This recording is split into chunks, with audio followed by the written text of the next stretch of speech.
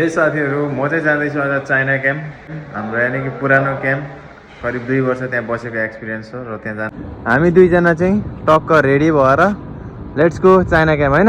हिँड्दा हिँड्दै झ्याप्प बाइकदेखि 150 पल्सर यी चाहिँ जाँदैछु चाइना क्याम्प विशेष कारण चाहिँ बाबुको फाइन परेको छ कि भनेर चेक गर्नलाई हो यहाँ चाहिँ फाइन नपरोस् भनेर चाहिँ भगवान्सँग चाहिँ 50 रुपैयाँ काट ओभर एक्टिङ अब कामना छ इन्सुरेन्स फाइन कहिलेकाहीँ पर्दिएको हुन्छ र त्यही भएर चाइना क्याम्पको खाजा घर यहाँ चाहिँ यो चाहिँ हाम्रो चाइना क्याम्पको खाजा नास्ता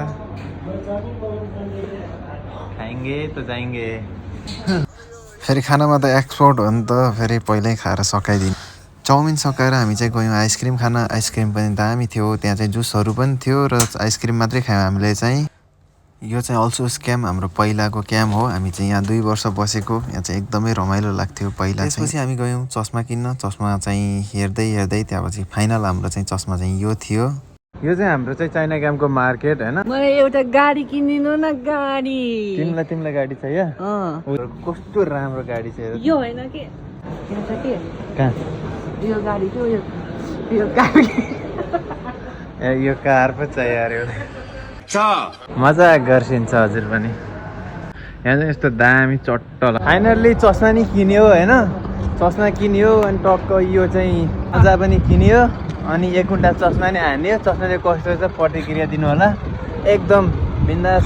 हामी चाहिँ चाइना क्याम्प आएर नि फर्किन लागिसकेको छ चाइना क्याम्प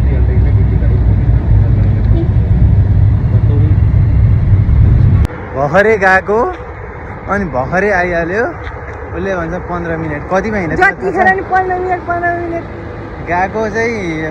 चढेको 25 भने चाहिँ यहाँ 31 यहाँ पुर्याइदियो भने चाहिँ 15 मिनट लाग्छ सहितै